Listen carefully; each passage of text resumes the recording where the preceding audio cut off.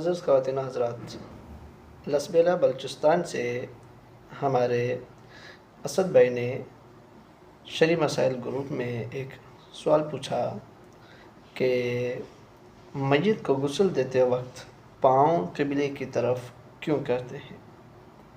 تو اس کا جواب یہ ہے کہ میت کو کسی بھی طرح غسل دیتے وقت آپ لٹا سکتے ہیں، قبلے کی طرف پاؤں کرنا کوئی لازم نہیں ہے۔ اصل جو مقصود ہے یہاں وہ یہ ہے کہ میت کا چہرہ قبلے کی طرف ہونا چاہیے۔